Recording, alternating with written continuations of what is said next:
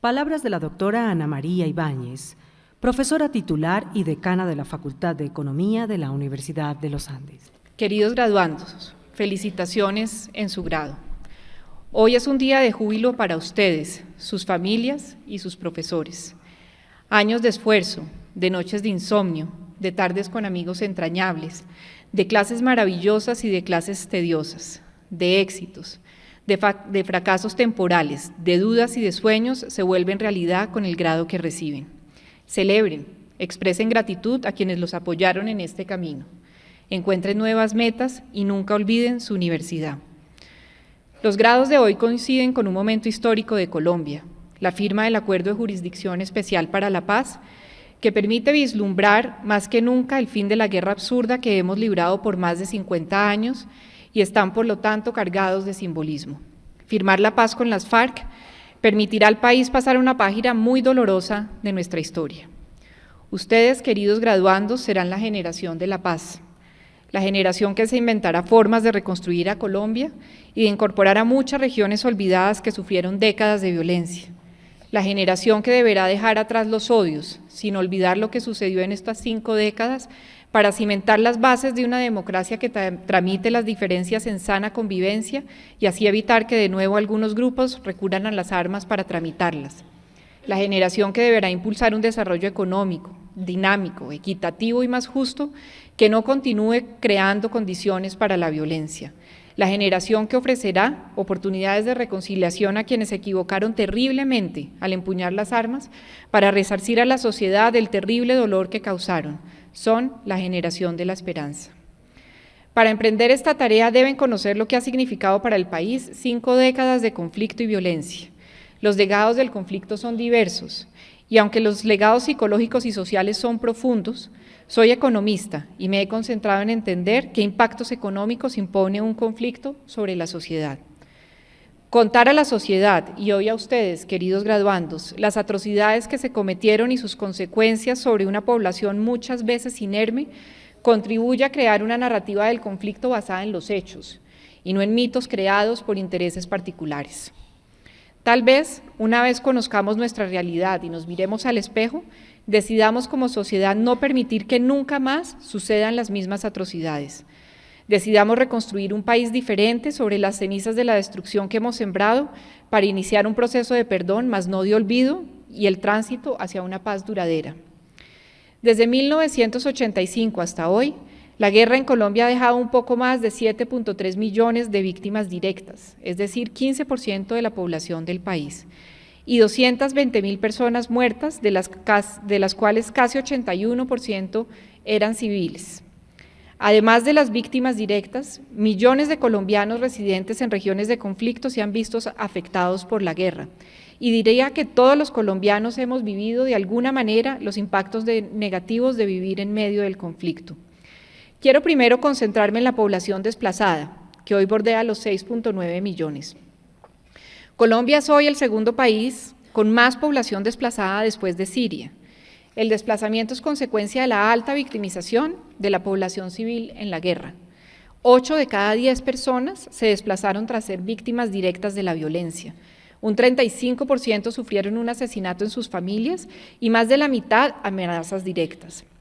El desplazamiento es un camino sin retorno hacia la pobreza, un camino que además pueden también trasegar las segundas generaciones de las familias desplazadas. La población desplazada proviene de las áreas rurales y sus actividades económicas eran primordialmente en agricultura. Por tanto, un 55% tenían acceso a la tierra. La pérdida de tierras por el despojo ilegal o el abandono de ellas es elevada. La informalidad en los derechos de propiedad ha facilitado el proceso de usurpación de tierras de la población desplazada, ya que 2/3 partes no tenían un título formal de propiedad. Los desplazados, a diferencia de lo que dice el imaginario colectivo, no eran personas pobres antes de salir. Sus predios de 13 hectáreas en promedio eran más grandes que los predios de 9 hectáreas de un poblador rural promedio. El despojo de tierras de población desplazada está alrededor de 2 millones de hectáreas, lo cual equivale a 3.4 veces la cantidad de tierras asignadas por programas de reforma agraria entre 1993 y 2002. y un poco menos de la mitad de la tierra destinada a cultivos agrícolas. Y las consecuencias negativas de este despojo trascienden el efecto sobre la población desplazada.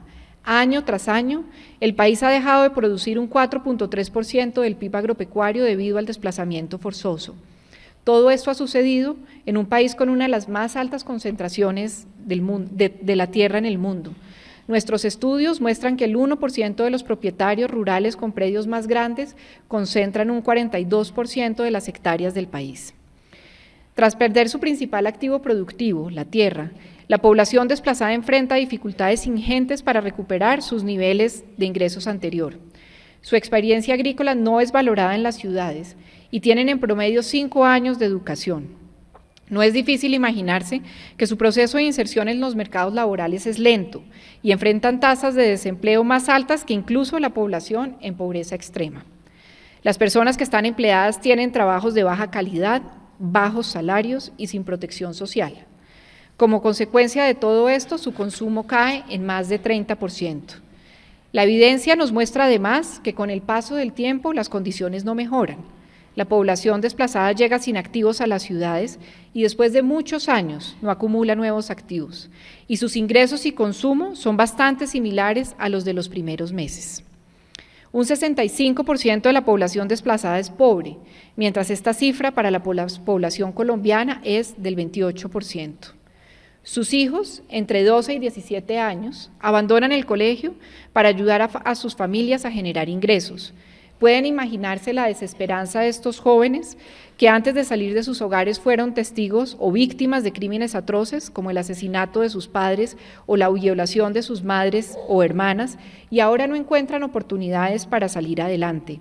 Esto, además de no ser un buen camino para la reconciliación, crea condiciones favorables para el reclutamiento de estos jóvenes en bandas criminales.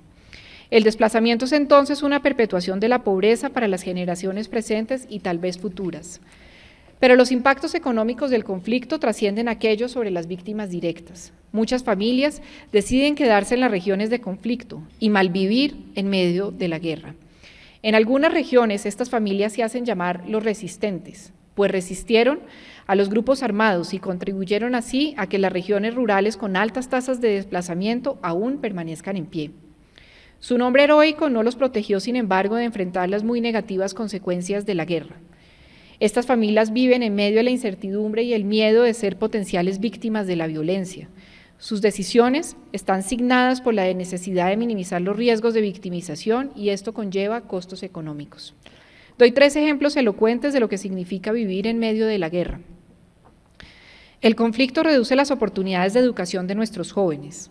La destrucción de escuelas, la renuencia de los profesores a enseñar en áreas de conflicto, la decisión de los padres de sacar a los niños del colegio para evitar que sean víctimas de los grupos armados y el reclutamiento forzoso de niños han reducido los años de educación en Colombia en medio año.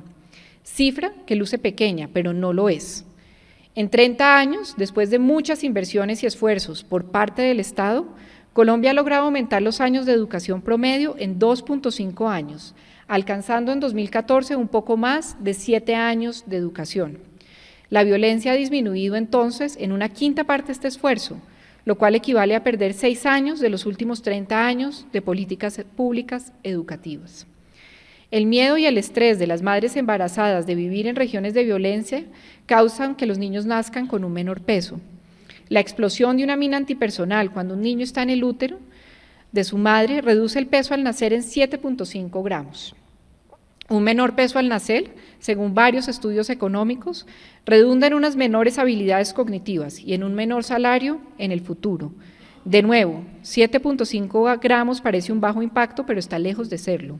Si eliminamos las minas antipersonales, labor que ya se inició en el municipio de Lorejón, caería la tasa de mortalidad infantil en un punto porcentual, es decir, una quinta parte de la reducción que hemos logrado desde 1970.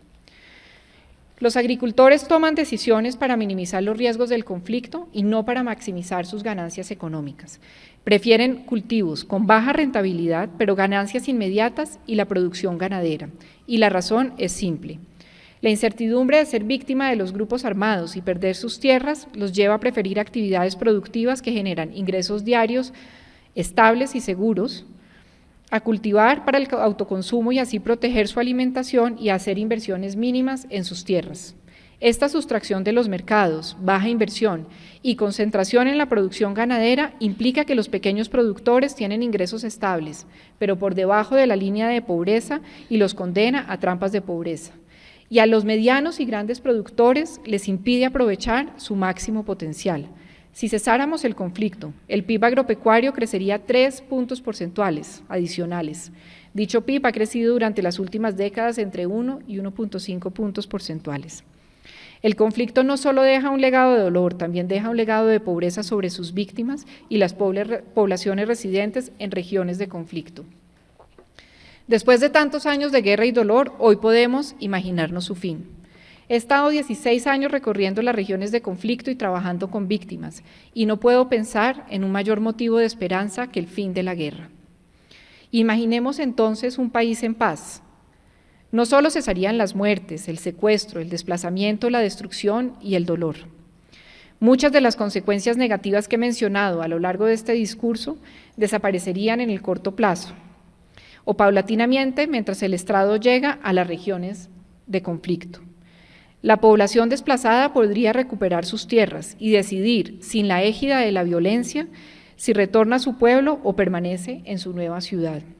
La población rural podría libremente educarse, tener hijos más sanos y vivir la cotidianidad sin estar pensando cada día cómo evitar ser víctimas de los grupos armados. Los agricultores tomarían decisiones para maximizar sus ganancias económicas y no para reducir los riesgos de la guerra. Pero quiero ser clara, los costos de la guerra no son los beneficios de la paz. Para aprovechar los dividendos de la paz, el país debe invertir en las regiones olvidadas, donde surgió y permaneció la guerra. Debemos llevar el Estado a estas regiones, dar seguridad, ofrecer educación y salud de calidad, construir carreteras, proveer bienes públicos productivos e insertarlas a los mercados y al sistema productivo. Esto no será tarea fácil, nunca lo hemos hecho en casi 200 años de vida republicana. Esto ha significado que en nuestros 197 años desde la independencia solo hemos vivido en paz 103 años. Ahora es el momento de romper los ciclos de guerras recurrentes que ha sido la historia de Colombia. Serán ustedes quienes deberán participar y liderar esta tarea que tomará décadas y no solo unos cuantos años. Ustedes, desde sus distintas orillas profesionales, ayudarán a reconstruir un país que no solo quedó con costos económicos, sino con heridas profundas, difíciles de cicatrizar. Ustedes tienen ventajas sobre las generaciones anteriores. No vivieron los peores momentos de la guerra colombiana y por esto muchos de ustedes no cargan con la estela de dolor, desesperanza y odio de las generaciones anteriores. Cuando yo tenía su edad, el país estaba acorralado por la locura de Pablo Escobar. Sus asesinatos, bombas y destrucción nos llenaban de miedo y desesperanza, pero el país reaccionó, paró a Pablo Escobar y siguió adelante. Muchas personas valientes murieron en este proceso. En el 2000, cuando la guerrilla había logrado una fortaleza nunca pensada y Colombia lucía como un país inviable, nació mi primer hijo y ustedes apenas tenían entre 5 y 7 años. De nuevo Colombia se paró erguida, luchó y logró arrinconar a la guerrilla a sus regiones aisladas donde surgió en sus orígenes.